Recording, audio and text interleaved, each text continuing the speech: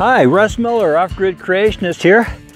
I made the mistake of buying my wife two 6x6 greenhouses for Christmas 2.5 years ago, and Lucky and I are working on putting the foundations in today. We're going to put 4 bricks for the corners, but we have to dig them in and level them at the same time. And then I've got some 4x4 pieces of wood that I'm going to use for a frame on top of the bricks, and I'll actually concrete them into the bricks and try to get those as level as possible, and then I'll build the greenhouses on top of that foundation, because as I've said before, you've got to have a good foundation.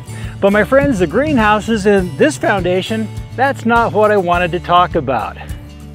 Former Oxford professor and world-renowned atheist philosopher Dr. Anthony Flew was actually born the son of a Christian pastor. But as millions of kids do today, when he became a teenager and was taught he had evolved over millions of years of death and suffering, lost his faith and became an atheist. He spent the next almost 6 decades promoting Darwinism and atheism.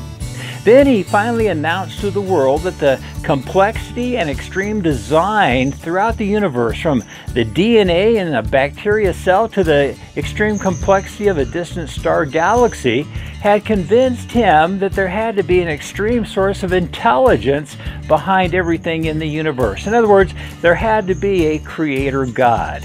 He said the turning point in his thinking really started when he began to realize that Darwinian theories had absolutely no viable explanation for the origin of life. They had no reasonable explanation for why the genetic information would come about on its own, or how a cell would operate. They couldn't explain the complexity of a hummingbird.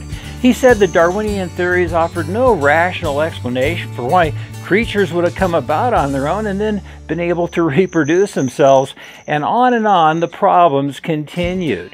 In other words, real evidence looked at through an honest, open mind, combined with logic, scream intelligent biblical creator.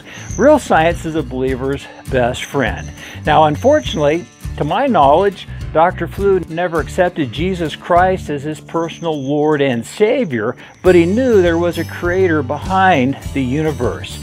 He really missed it because it's right there in the first 5 words of the Bible, which read, "In the beginning, God created." That answers where life and complexity came from. And you can believe those 5 words and every word thereafter, word for word and cover to cover, and that's what I wanted to talk about. I'm the Off-Grid Creationist Russ Miller. Thank you for watching today's video. If you like the video and like to help us get this information to others, please subscribe to our videos and share them with others. Visit our website, or if you'd like to even become a partner with us, hit the button below. We sure appreciate that.